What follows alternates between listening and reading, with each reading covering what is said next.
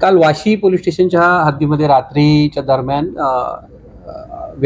अनोळखी व्यक्ती हे अंमली पदार्थाची विक्रीसाठी वाहतुकीसाठी येत असल्याची गोपनीय माहिती मिळाली होती। त्याच अनुषंगाने सापळा रचून 3 व्यक्तींना ताब्यात घेण्यात आलेला आहे। त्यांच्याकडनं जवळपास 13 किलो हायड्रो गांजा जवळपास 13 कोटी रुपयाचा जप्त करण्यात आलेला आहे।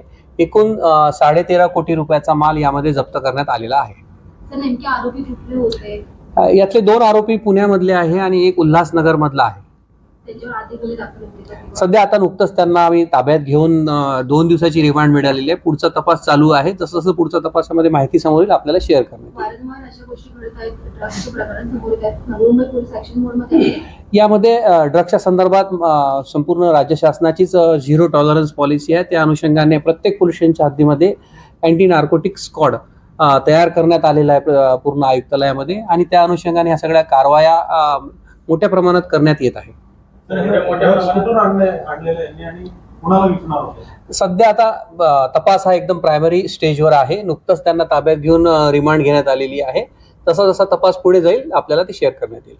तर हायड्रो गांजा आहे, तर पुष्कळ प्रकरणात देखील हायड्रो गांजाचा म्हणजे हे होतं, तर असे काही संबंध आढळले? सध्या आता सांगितलं आपल्याला की आता नुकतंच त्यांना ताब्यात घेतलेलं आहे आणि त्यांची पीसी घेण्यात आलेली आहे 2 दिवसाची। जसं जसं पुढे तपासामध्ये माहिती समोर येईल आपल्याला शेअर करण्यात येईल। सध्या तर असं काही लक्षात आलेलं नाहीये। एकूण किती आरोपी? 3 आरोपी आहे सध्या। आणखी आरोपी असतील काय शक्यता? पुढील तपासामध्ये जसं निष्पन्न होईल तसं।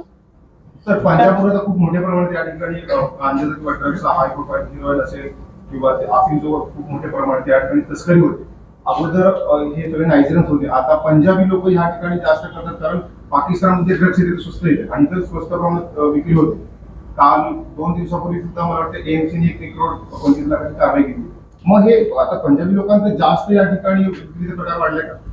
असं कुठल्या समाजाचा बद्दल सांगता येणार नाही, पण एरियामधनं येत आहे। या संदर्भात यापूर्वी सुद्धा कळंबोलीच्या केसमध्ये नवी मुंबई पोलिसांनी या संदर्भातल्या गुन्ह्यामध्ये मोका लावलेला आहे। त्या भागातून पंजाबमधून जे या संदर्भातले आरोपी आहेत त्यांना पकडून आणून त्यांना अरेस्ट सुद्धा करण्यात आलेले आहे। या संदर्भात नवी मुंबई पोलीस आयुक्तालयामध्ये विशेष करून लक्ष दिलं जात आहे की कुठनं अंमली पदार्थाची तस्करी या भागामध्ये होत आहे आणि त्या प्रकारे त्या ठिकाणी जाऊन सुद्धा कारवाई करण्याची तयारी नवी मुंबई पोलिसांची आहे।